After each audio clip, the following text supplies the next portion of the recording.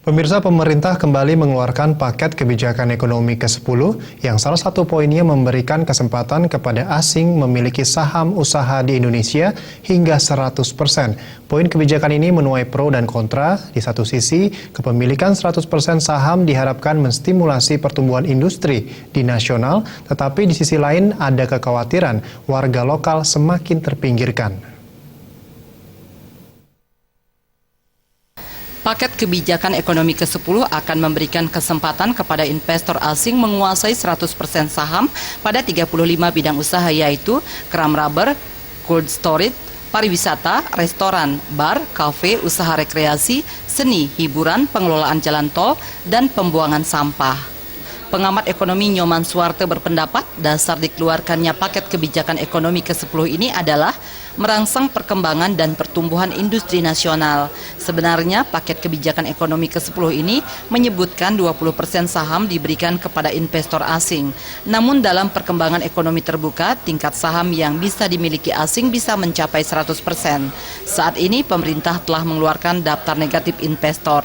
Daftar negatif investor tersebut mengatur pemberian saham maksimum hingga 49% pada sektor yang boleh dikuasai investor asing, sedangkan 51% sektor dikuasai WNI.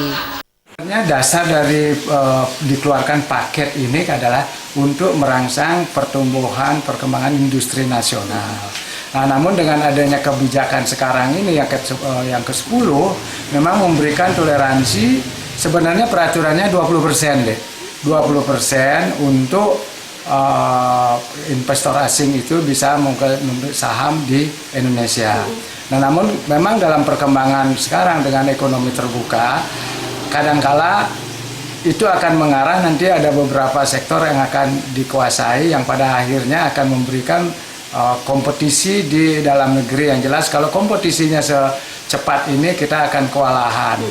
Nah, namun dengan adanya kebijakan ini sudah ada diurut dalam Perpres nomor 23 tentang bagaimana pengaturan bidang-bidang apa saja yang boleh orang asing, bidang apa saja yang untuk orang-orang yang dalam negeri. Pemerintah mengeluarkan paket kebijakan ekonomi untuk kepentingan kesejahteraan rakyat. Nyoman Suwarte meyakini pemerintah tidak akan berhenti sampai paket kebijakan ekonomi ke-10. Pembenahan akan selalu dilakukan terhadap kebijakan paket ekonomi untuk mewujudkan kesejahteraan rakyat. Agung Ria dan Ngurah Wire, Bali.